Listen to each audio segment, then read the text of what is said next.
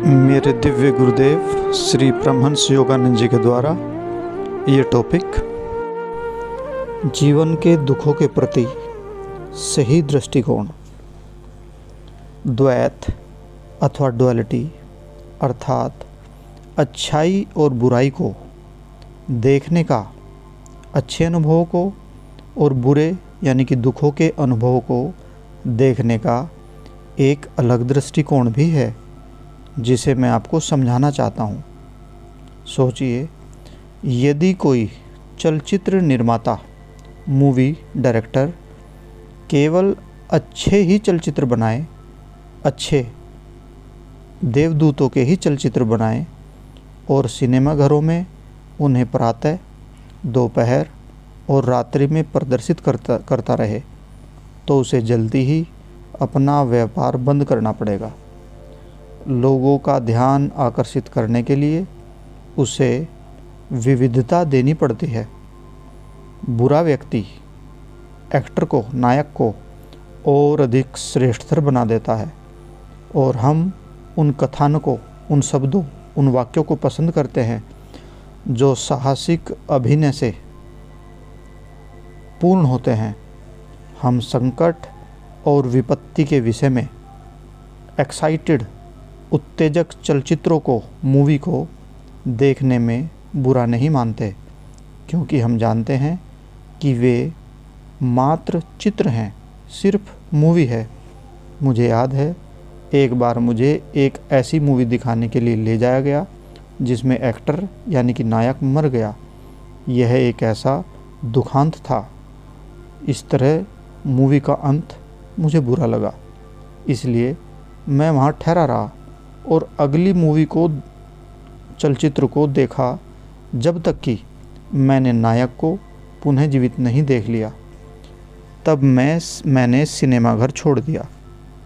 यदि आप यह देख सकें कि इस जीवन के पर्दे के पीछे क्या हो रहा है, तो आप बिल्कुल भी कष्ट नहीं पाएंगे।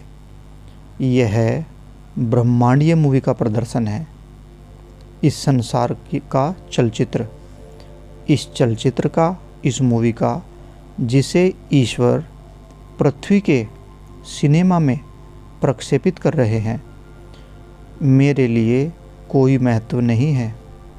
मैं ईश्वर के प्रकाश पुंज को देखता हूँ, जो जीवन के चित्रपट पर, स्क्रीन पर इन दृश्यों को प्रक्षेपित कर रहे हैं। मैं संपूर्ण ब्रह्मांड के चित्रों को इसी प्रकाश पुंज से, ईश्वर से आते हुए देखता हूँ। एक अन्य समय मैं सिनेमा घर में बैठा चित्रपट पर, स्क्रीन पर एक रोमांचक नाटक देख रहा था और फिर मैंने प्रक्षेपण घर में झांका जहाँ से मूवी प्रोजेक्ट की गई थी। मैंने देखा कि प्रक्षेपणकर्ता की चलचित्र में कोई रुचि नहीं थी।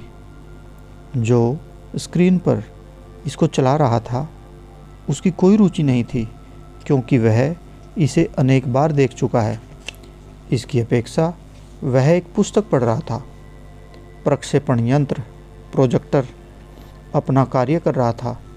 वहाँ ध्वनि थी और प्रकाश पुंज चित्रपट पर, स्क्रीन पर वास्तविक लगने वाले चित्र दिखा रहा था और वहाँ दर्शक थे जो कि नाटक में उलझे हुए थे।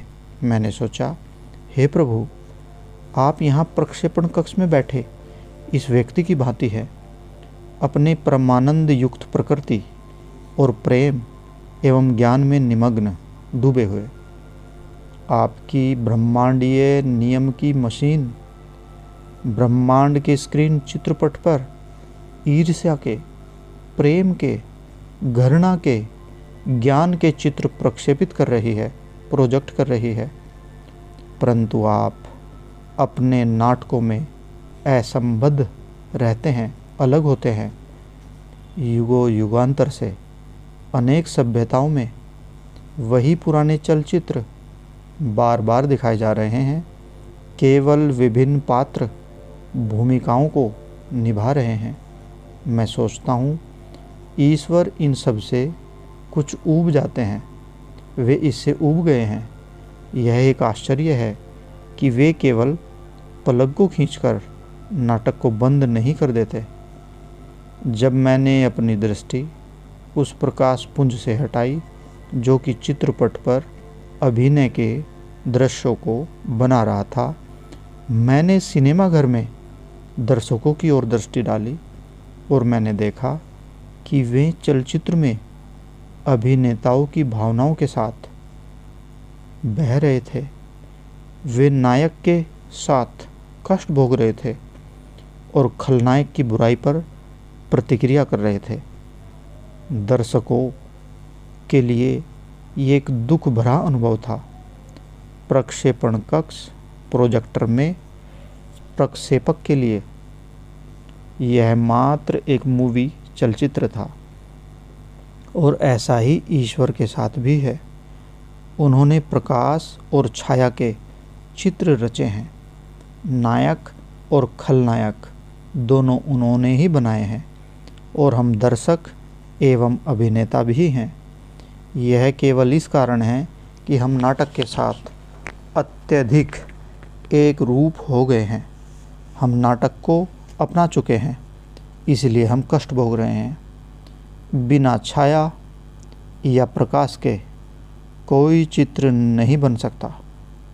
बुराई वह छाया है जो ईश्वर के प्रकाश के एक पुंज को चित्रों एवं आकृतियों में रूपांतरित कर देती है।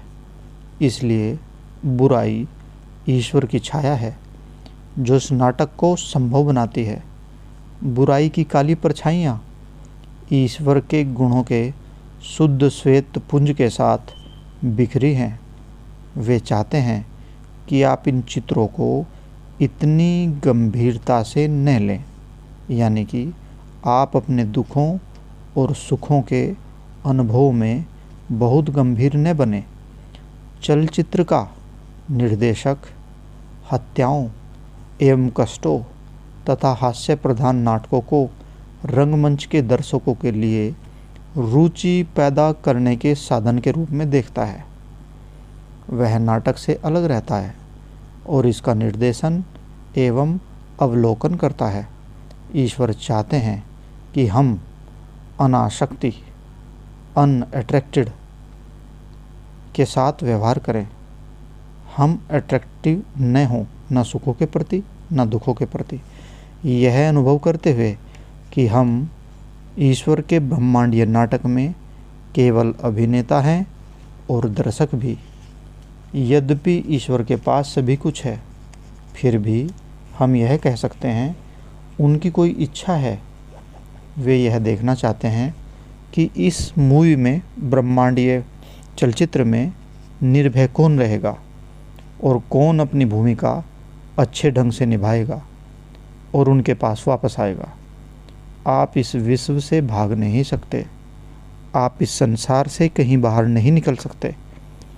परंतु यदि आप इस नाटक में अपने विचार को ईश्वर पर केंद्रित करके कार्य करते हैं तो आप मुक्त हो जाएंगे। हर समय मन ही मन ईश्वर को अपने विचार भेजें। मैं प्राय उनसे कहता हूँ, प्रभु, आपके लिए यह दुनिया एक चलचित्र है, परंतु हमारे लिए यह बहुत भयानक है। और प्रभु उत्तर देते हैं, प्रत्येक रात्रि जब तुम सोने जाते हो तो मैं तुम्हें यह अनुभव कराता हूँ कि यह दुनिया एक स्वप्न है। तुम इसे दिन के समय क्यों याद नहीं रखते? एक दिन जैसे ही मैं अपने कमरे में प्रवेश कर रहा था, मैंने अपने शरीर को बिस्तर पर पड़े हुए मृत देखा तथा परमेश्वर ने मुझसे कहा, तुम्हें वह कैसा लगता है? एक क्षण के लिए तो मैं रुक गया। तब मैंने उत्तर दिया, मेरे प्रभु, यह ठीक है क्योंकि मैं आपके प्रति जागरूक हूँ। मैं आपसे बातचीत कर रहा हूँ और मुझे यह पूर्णतः ठीक लगा। जय गुरु जी।